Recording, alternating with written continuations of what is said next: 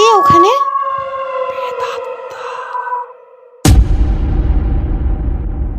Hello বন্ধুরা, আজকে একটা সত্য ঘটনা নিয়ে আপনাদের সামনে আবার উপস্থিত হয়েছি।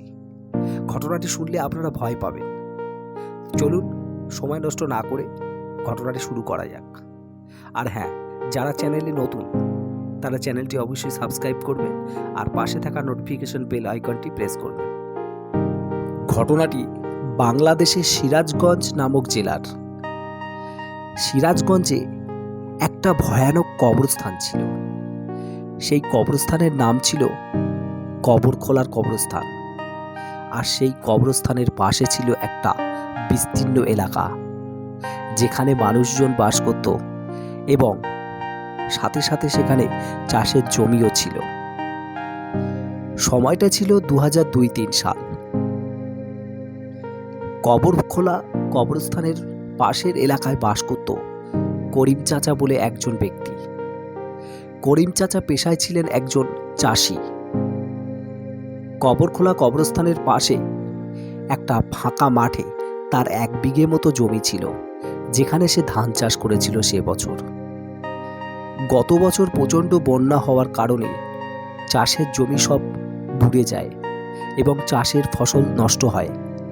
তাই করিম চাচা ভাবল, এ বছরে যাতে কোনোভাবে ক্ষতির সম্মুখীন না হতে হয়, তাই সে একদিন রাতে যখন বুঝল যে বৃষ্টি হবে, সেই কারণে তিনি সেই রাতে ফসল কেটে দেওয়ার সিদ্ধান্ত নেয় এবং সেই মতো তিনি 2-4 জন নিয়ে তিনি মাঠে ফসল কাটতে যান, অর্থাৎ ধান কাটতে যান। কারণ তিনি ভেবেছিলেন যে আজকে রাতে বৃষ্টি হলে যদি সেই চাষের ক্ষেত বুড়ে যায়, তাহলে তিনি বড় একটা ক্ষতির সম্মুখীন হতে পারেন।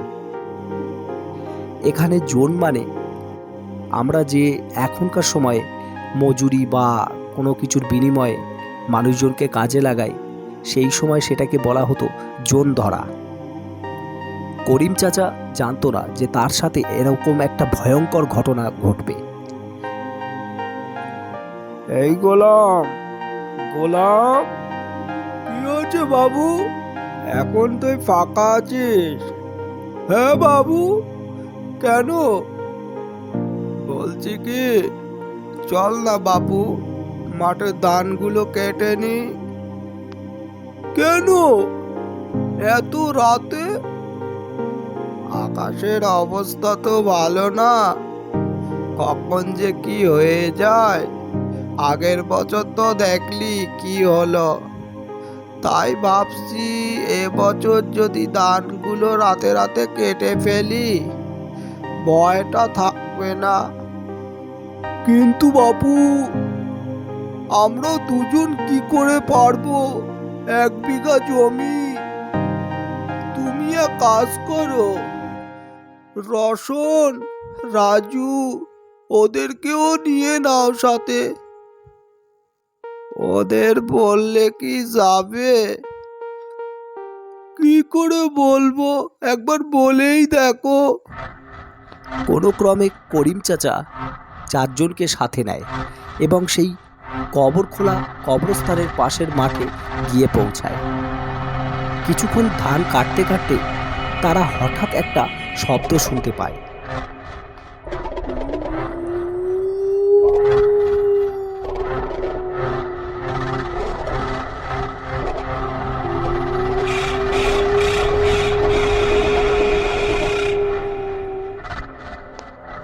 ও চাচা, এ কিসের শব্দ? এই বাদ দে, যা শব্দ হয় হোক গে যা। ধান কাটার কথা কাট না রে বাপু। না চাচা, জিনিসটা কিন্তু ভালো টেকছে না। এরকম শব্দ আমার তো কার কসম শিবরে গেছে।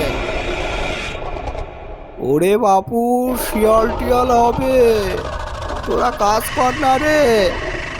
শব্দটাকে উপেক্ষা করে তারা ধান কাটতে লাগলো এবং কাটতে থাকলো ধান। কিছুক্ষণ পর হঠাৎ ধান গাছের মধ্যে একটা খসখস খসখস করে শব্দ তারা পেল।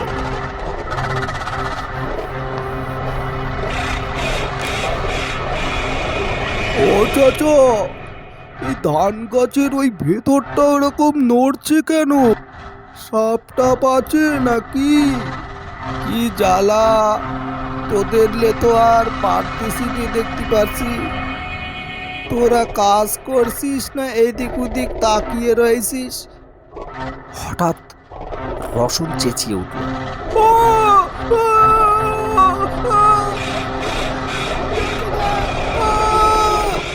আরে কি হয়েছে রে এই রসন?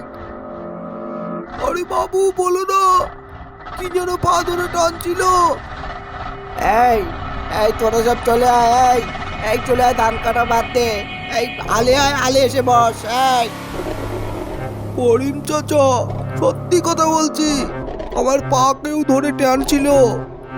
কি করে বোঝাই তোমাদের, তোমরা বুঝতে পারছো না আমার কথা। আমার পা কে ধরে টানছিল? এই রাতের বেলা তোর পা কে ধরবে? তুই কেন ভুল বকছিস রে? বৃষ্টি নামবে, আমার ধানগুলো সব ক্ষতি হয়ে যাবে। সেই সময় হঠাৎ একটা শব্দ তাদের কানে আসে, নারী কণ্ঠস্বরে। পালা, পালা এখান থেকে। আমার বুকের ওপর দাঁড়িয়ে তোরা ধান কাটবি? তোদের সবাইকে মেরে ফেলবো।